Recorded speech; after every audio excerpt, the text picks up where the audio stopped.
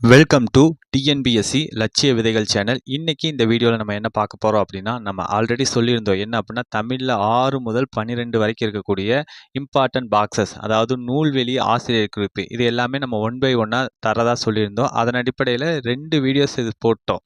இது வரைக்கும் யாரும் பார்க்கல அப்படின்னா பாருங்கள், நான் பிளேலிஸ்ட்டில் தர்றேன்.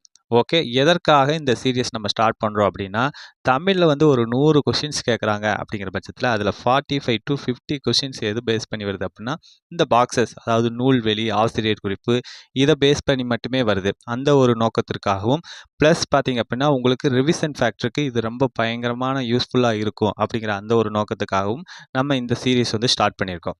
ஓகே, இது வரைக்கும் நீங்கள் சப்ஸ்கிரைப் பண்ணாமல் பார்த்துக்கிட்டு இருந்தால் சப்ஸ்கிரைப் பண்ணிட்டு பாருங்கள், உங்கள் ஃப்ரெண்ட்ஸுக்கும் ஷேர் பண்ணுங்கள்.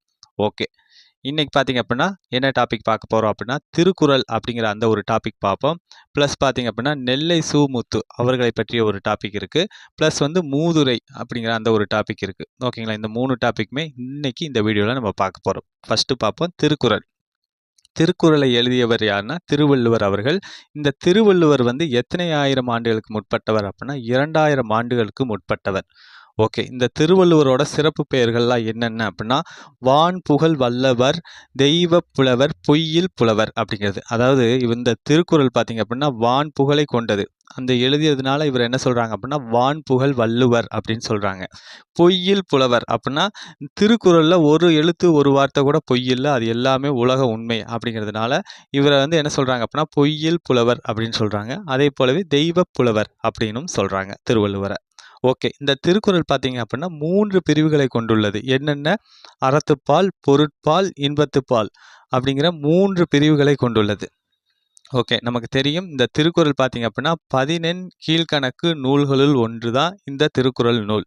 ஓகே, இந்த திருக்குறள் வந்து 133 அதிகாரங்களில் 1330 குறட்பாக்களை கொண்டுள்ளது. அதாவது ஒரு அதிகாரத்துக்கு 10 குறட்பா அப்படின்னு வச்சு 133 அதிகாரத்துக்கு 1330 குறட்பாக்களை கொண்டுள்ள நூல் தான் திருக்குறள்.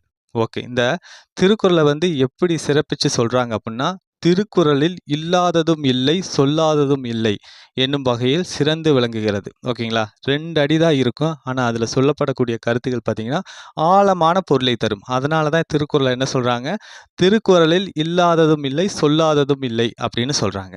ஓகே, திருக்குறளுக்கு வழங்கக்கூடிய சிறப்பு பெயர்கள் என்னென்ன அப்படின்னா, உலக பொதுமறை, வாயுரை வாழ்த்து அப்படின்னு. ஓகேங்களா, அதாவது உலகத்தில் இருக்கக்கூடிய எல்லா மக்களுக்கும் பொதுவான கருத்துக்களை சொன்னதுனால இந்த திருக்குறளை என்ன சொல்கிறாங்க, உலக பொதுமறை அப்படின்னு சொல்கிறாங்க. அது போலவே வாயுரை வாழ்த்து அப்படிங்கிற சிறப்பு பெயர்களாலும் இந்த திருக்குறள் வந்து அழைக்கப்படுது. ஓகே, அடுத்து பார்த்தீங்க அப்படின்னா திருக்குறள் வந்து 100க்கும் மேற்பட்ட மொழிகளில் திருக்குறள் மொழிபெயர்க்கப்பட்டுள்ளது. இதோட சிறப்பம்சமே இதுதான். பார்த்தீங்க அப்படின்னா எத்தனை மொழிகளில் மொழிபெயர்க்கப்பட்டிருக்கு அப்படின்னா 100க்கும் மேற்பட்ட மொழிகளில் திருக்குறள் வந்து மொழிபெயர்க்கப்பட்டுள்ளது. ஓகே, நம்ம அடுத்த டாபிக் பார்ப்போம். நெல்லை சு.மு.து டாபிக். அதாவது அவர் வந்து அறிவியல் ஆத்திச்சூடி அப்படிங்கிற அந்த ஒரு பாடல் வந்து எழுதியிருப்பார். ஓகே, அவரை பற்றி பார்ப்போம். தம்மை ஒத்த அலைநீளத்தில் சிந்திப்பவர் என்று மேதகு அப்துல் கலாம் அவர்களால் பாராட்டப்பட்டவர் தான் நெல்லை சு.மு.து அவர்கள். அதாவது அப்துல் கலாமோட சிந்தனையும் நெல்லை சு.மு.து அவர்களோட சிந்தனையும் எப்படி இருக்குது அப்படின்னா சேம் வேவ்லென்த், ஒத்த அலைநீளத்தில் இருக்கும். அப்படின்னு இருந்ததுனால தான் அப்துல் கலாம் என்ன சொல்லியிருக்காரு, தம்மை ஒத்த அலைநீளத்தில் சிந்திப்பவர் என்று அப்துல் கலாம் வந்து நெல்லை சு.மு.து வந்து பாராட்டியிருக்காரு. ஓகே, இவர் பார்த்தீங்க அப்படின்னா நெல்லை சு.மு.து வந்து அறிவியல் அறிஞர் மற்றும் கவிஞர். ஓகேங்களா, அவர் அறிவியல் அறிஞராகவும் இருந்திருக்காரு, கவிஞராகவும் இருந்திருக்காரு. இவர் எந்தெந்த நிறுவனங்களெல்லாம் பணியாற்றியிருக்காரு அப்படின்னா, விக்ரம் சாராபாய் விண்வெளி மையம், சதீஷ் தவான் விண்வெளி மையம், இந்திய விண்வெளி மையம், இந்த 3 நிறுவனங்களையுமே நெல்லை சு.மு.து அவர்கள் வந்து பணியாற்றியிருக்காரு. இவர் என்னென்னலாம் படைச்சிருக்காரு அப்படின்னா, அறிவியல் கவிதைகள், அறிவியல் கட்டுரைகள், இது எல்லாமே படைச்சிருக்காரு நெல்லை சு.மு.து. ஏன்னா பார்த்தீங்கன்னா இவர் அறிவியல் அறிஞராக மட்டும் இல்லாமல் கவிஞராகவும் இருந்திருக்காரு. ஓகே, அது பார்த்தீங்க அப்படின்னா இவர் எத்தனைக்கும் மேற்பட்ட நூல்களெல்லாம் எழுதி வெளியிட்டிருக்காரு அப்படின்னா 80க்கும் மேற்பட்ட நூல்களையும் நெல்லை சு.மு.து அவர்கள் எழுதி வெளியிட்டுள்ளார்.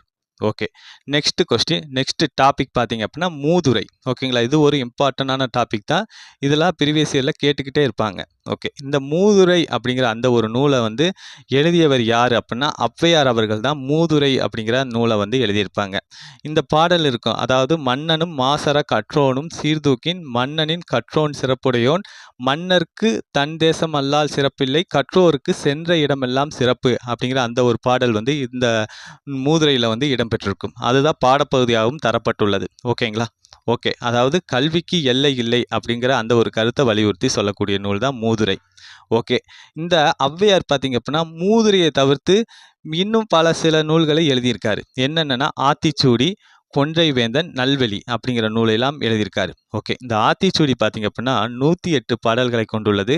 அதே போலவே நல்வெளி அப்படிங்கிறது பார்த்தீங்க அப்படின்னா 40 பாடல்களை கொண்டுள்ளது.